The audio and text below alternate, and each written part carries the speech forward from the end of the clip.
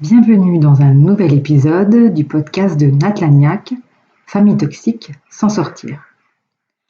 Aujourd'hui, nous parlons du chantage affectif des parents toxiques en examinant des exemples concrets de situations où un parent utilise le chantage affectif vis-à-vis de son enfant ou de son enfant devenu adulte.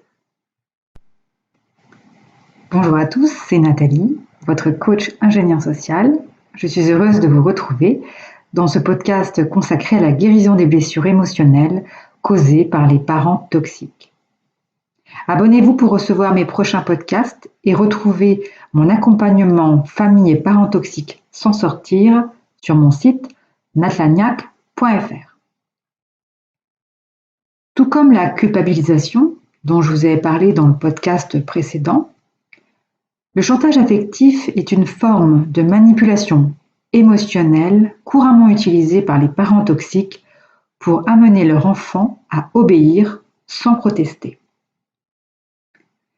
Une communication saine implique une communication ouverte et honnête où les personnes peuvent exprimer leurs pensées et leurs sentiments sans crainte de représailles ou de manipulation. Or, ce n'est pas ce que vivent les enfants de parents toxiques. En effet, rappelez-vous que la manipulation émotionnelle n'a qu'un seul but. Elle cherche à déstabiliser, à blesser, à soumettre l'autre pour conserver le contrôle et une position de supériorité. Avec le chantage émotionnel, là encore, le parent utilise les sentiments de l'enfant pour obtenir ce qu'il veut. Alors ce sont des menaces, plus ou moins cachées, de ne plus aimer l'enfant ou de ne plus le soutenir si l'enfant ne se conforme pas aux attentes du parent. Le sous-entendu du chantage affectif est que si vous ne faites pas ce que le parent veut, vous souffrirez. Sur la forme, ce type de chantage peut aller de petites phrases du quotidien à de véritables menaces à peine voilées. Si tu m'aimais vraiment, tu ne ferais pas ce voyage. Si tu ne t'occupes pas de ta pauvre mère, je vais finir à l'hôpital. Si tu épouses cette femme, tu ne seras plus notre fils. Après tout ce que j'ai fait pour toi, c'est comme ça que tu me remercies. Examinons une autre situation de menace subtile de retrait d'affection.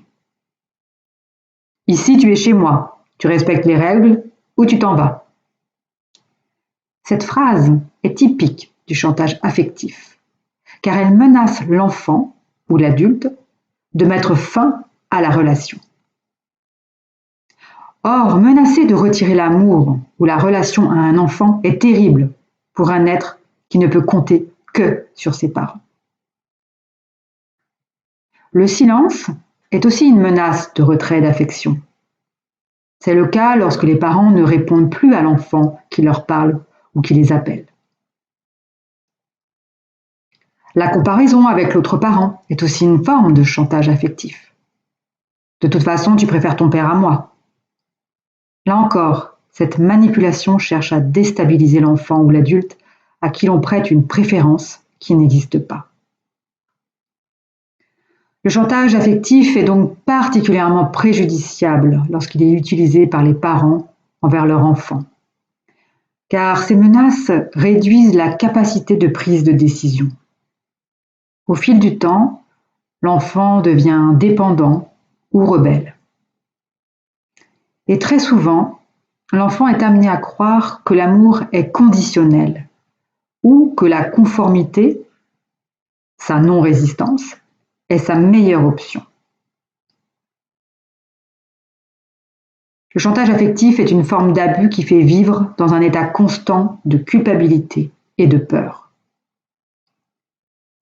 Ce type de manipulation a clairement des conséquences durables sur sa propre identité, ses choix de vie, sur la confiance en soi. Cela crée de vraies difficultés à se connecter avec les autres dans le futur. L'amour d'un parent ne dépend pas du degré d'obéissance d'un enfant. Souvenez-vous que vous n'êtes pas seul. Si vous avez besoin de soutien, n'hésitez pas à me contacter. Je vous accompagne dans votre démarche de libération au 06 83 15 70 81. Merci de votre écoute et de vos j'aime. Vos commentaires sont les bienvenus. Et dans le prochain épisode, nous aborderons l'utilisation de la victimisation par les parents toxiques. À bientôt.